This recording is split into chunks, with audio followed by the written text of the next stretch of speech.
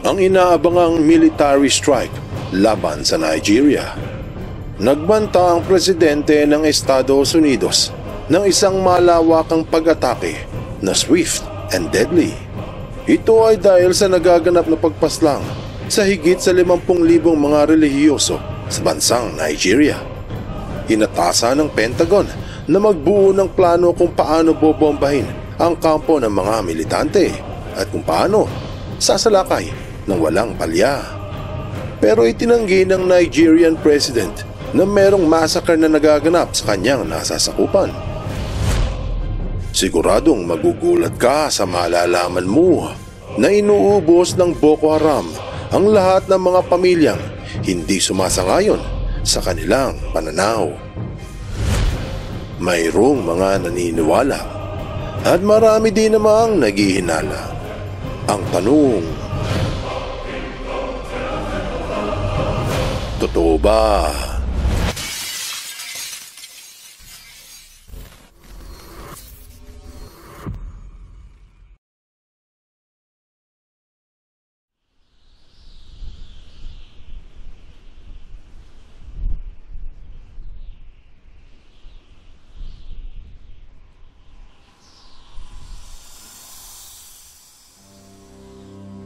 Noong Sabado, unang araw ng Nobyembre 2025, nagbitiw ng mabigat na banta ang Pangulo ng Amerika na si Donald Trump laban sa bansa ng Nigeria.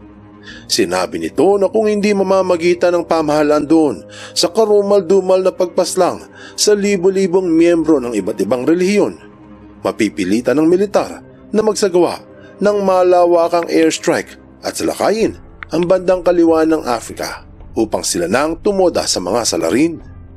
Ilang beses nang inulat ng international media ang nagaganap na pagpaslang at panay din ng pahayag ng mga humanitarian groups hinggil sa dinaranas ng mga biktima. Pero tila hindi ito naririnig ng Nigerian government. Ano ba ang kalunos-lunos na nangyayari doon na tila walang pumapansin? Kung maaalala, taong 2014, 276 na mga estudyante ang dinakip ng grupong tinawag na Jamaat al-Sunnah Wal Jihad, kilala bilang Boko Haram. Binalita ito noon ng The Guardian ng mga batang babae na kinidnap sa Chibok, makalauna na ginamit na maging asawa ng mga militante. Inulat din niya ng Al Jazeera na matapos ang ilang taon, higit pa sa 100 estudyanteng dinakip, mga Kristiyano at mga Muslim, ang hindi pa rin nahahanap ng kinauukulan. Ang Boko Haram ay grupong umusbong noong taong 2001 upang labanan ang pamahalaan ng Nigeria at pigilin ang pagdami ng ibang relihiyon. Kaya mula noon, ito ay nagdulot ng malaking gulo. Base sa kalkulasyon ng statista noong 2024, higit sa 74 million ang mga Kristiyano sa Nigeria. Nasa top 10 pa nga ito ng mga bansa na may pinakamaraming Kristiyano. Ang ulat ng Intel Point na sa 239 milyong populasyon sa Nigeria, 68 million dito ang mga protestante at 35 million ang mga katoliko. Higit sa 100 milyon ang mga Muslim. Sinisisi ng Boko Haram ang mga gobyerno doon kung bakit kumalat ang iba't ibang relihiyon sa kontinente. At nanumpa ito nang magiging pangunahing layunin ng grupo ay gawing caliphate ang Nigeria o gawing pinuno ang isang caliph upang isulong ang batas ng Sharia sa buong kontinente. Gagawin nila ito sa anumang paraan. Nagpatuloy ang pag-atake at pagpaslang ng Boko Haram sa mga hindi sumasangayon sa kanilang paniniwala. Pero hindi lamang mga Kristiyano ang tinatakot, pati ibang mga Muslim. Sa katunayan, lumabas sa Operational Data Portal na noong Enero taong 2016, daang-daang Muslim ang nagsimulang magbantay sa mosque ng Mozogo sa bansang Cameroon, naka-border ng Nigeria. Sinabi na nakipag-ugnayan ng mga protestante sa mga Muslim doon upang magbuo ng grupo na lalaban kung sakaling sumalakay ang Boko Haram. Kasabay nito ay ang pagtiwalag ng ibang miyembro at nagbuo ng kani-kanilang mga paksyon. Kabilang sa umalis ay ang Islamic State of West African Province o ISWAP. Tutulang grupo sa gawain ng Boko Haram na dinadamay ang mga moderate Muslims. Pinahayag ng Al Jazeera na noong taong 2023 malawak ang karahasang nangyayari sa Nigeria dulot ng alitan sa pagitan ng mga paksyon ng Boko Haram at ng ISWAP. Marami ang napatay sa magkabilang grupo kasama ng mga nadamay na sibilyan. Kinumpirma ito sa All Africa na patuloy ang labanan ng dalawang paksyon sa isla ng Chad Basin. May pagkakataong nadidihado ang ISWAP at may mga araw na silang nangingibabaw. Maraming buwan na walang tigil ang labanan ng dalawa. Base sa Amnesty International, isang samahan na sumusubaybay sa mga paglabag sa human rights, na noong taong 2021 hanggang 2023, halos 2,000 ang napatay dahil sa labanang kinasangkutan ng Boko Haram. Pinahayag ng The Vatican noong taong 2023 na umabot na sa 50,000 Kristiyano at higit sa 30,000 mga moderate Muslim sa Nigeria ang napatay. Bukod dito, 18,000 simbahan at 2,200 na paaralan ang sinunog. Sinabi pa na bukod sa Boko Haram, kasama na nila ang mga Fulani. Taong 2024, lumaki ang bilang ng mga biktima ng karahasan. Higit sa 5,000 ang pinatay at ganoon din ang bilang ng mga dinukot at tila walang katapusan ng mga pag-atake at gantihan. Magdadalawang dekada ng pinahayag ng mga human rights watchers ang karahasan sa bansa, pero tila walang paki ang pamahalaan. Subalit ngayon, mukhang meron nang nakikinig.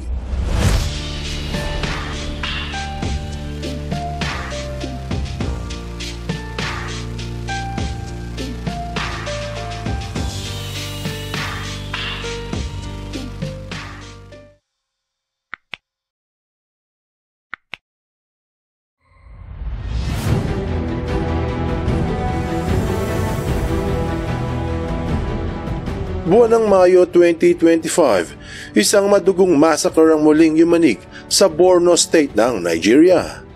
Halos 100 residente mula sa Malam Karamti at Kwatandashi ang walang awang pinaslang ng Boko Haram. Ayon sa mga ulat, inatake ng grupo ang mga taga-roon dahil sa kanilang pakikipag-ugnayan sa karibal na grupong Islamic State of West Africa Province. Inakusahan yung ibang kalalakihan na naging impormante ng kabilang paksyon. Matapos pa ang ilang buwan, pagsapit naman ng Setyembre, muling umatake ang Boko Haram sa Darul Jamal. 60 katao naman ang pinagbabaril. At ayon sa Institute for Security Studies, ilang residente ang nagpahayag na sinalakay sila ng grupo matapos umano silang magbigay ng impormasyon sa militar. Paglipas ng ilang taon, lumawak ang teritoryo ng Boko Haram mula sa paligid ng Lake Chad hanggang sa itaas na bahagi ng Nigeria, kung saan nakikipagsanib puwersa pa sila sa mga bandido at militante. Ganon din ang nasasaksihan sa bansang Cameroon na patuloy ang aktibidad ng grupo malapit sa border.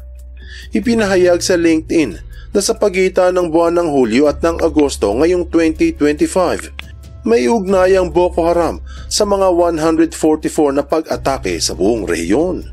Patunay lang na talagang lumalaki ang kapit ng grupo sa kanlurang bahagi ng Africa at parami ng parami ang kanilang mga miyembro. Hindi mapigilan ang kinauukulan ng matinding karahasan na nagaganap ngayon sa bansa. Kaya nangangamba ang maraming Kristiyano at mga moderate Muslims. Dahil sa masamang balita na lumalabas muli sa Nigeria, inulat ng CBS News noong Sabado, unang araw ng Nobyembre, na nagbanta si Trump na titigilan ito ang pagbigay ng aid o tulong sa Nigeria kung walang magbabago. At posibleng magsagawa sila ng isang military action. Sinabi ni Trump sa X na may very well go into that now disgraced country, guns a-blazing, to completely wipe out the Islamic terrorists who are committing these horrible crimes. Ayon sa presidente, kung walang pagbabagong mangyayari sa Nigeria, papasukin nila ang bansa, guns a blazing daw o todong barilan para tapusin ang mga terorista na nagsasagawa ng nakagigimbal na krimen. Sa madaling sabi, F around and find out. Sa abc.net, ipinaliwanag na inutusan na ang Department of War sa Pentagon na maganda sa posibleng military action. Ang anumang operasyon ay titiyaking mabilisan at nakamamatay. Pero ang paratang ng Amerika ay pinabulaanan sa Nigeria. Sa ex pinahayag ng presidente doon at Chief of the Armed Forces ng Federal Republic of Nigeria na si Asiwaju Bola Ahmed Tinubu na matibay na naninindigan ng Nigeria bilang isang demokrasya na pinatatakbo ng mga konstitusyon na nagbibigay ng kalayaan sa anumang reliyon. Ika niya, bukas at aktibo ang administrasyon sa pakikipag-ugnayan sa mga Kristiyano at Muslim at patuloy nilang tinutugunan ang mga paghamon sa seguridad na nakakaapekto sa mamamayan at sa iba't ibang reliyon. Ang hindi niya alam, huli na ang lahat. Ang pahayag ng presidente ng Nigeria ay narinig sa buong mundo na hindi hinahayaan ng kanilang gobyerno ang anumang patayan sa bansa. Sinabi nito na ang kalayaan ng mga relihiyon ay ang pangunahing bahagi ng pagkakakilanlan bilang isang bansa. Pero ang tanong ay, maniwala kaya ang Amerika sa pahayag ng Nigeria? O napagdesisyonan na ang military strike at wala nang aatras? Meron namang mga nagsasabi na iba ang balak ng Estados Unidos sa bansa at ginagamit lamang ang issue ng pagpatay sa mga Kristiyano. Ayon sa ibang netizens, ang balak na pag-atake ay may politikal na layunin at hindi isang humanitarian. Ano't ano pa man ang katotohanan, siguradong sa mga susunod na araw, makikita ng buong madla kung ang banta ay totoo o ito ay paplakda. Anong aral ang mapupulot dito? Ang balak na military strike sa Nigeria ay tugon sa hiling ng mga international rights group. 50,000 mga Kristiyano ang inulat na pinatay ng Boko Haram. Ngunit ang mga paratang ay pinabulaanan ng Pangulo doon sa Nigeria. Isa lamang daw itong galawang politikal para sirain ang reputasyon ng kanyang bansa. Totoo man o hindi ang balita, tila meron ng plano ang Estados Unidos na sumaklolo sa mga naipit na deboto. Hindi batang sabi, ang hinanda sa kapayapaan ay hindi natitinag sa digmaan. Buksan mo ang iyong isip at hayaang lumalim pa ng lubusan ng iyong pangunawa sa mga kasaysayang kapupulutan ng maraming aral. Tandaan, katotohanan ng susi sa tunay na kalayaan.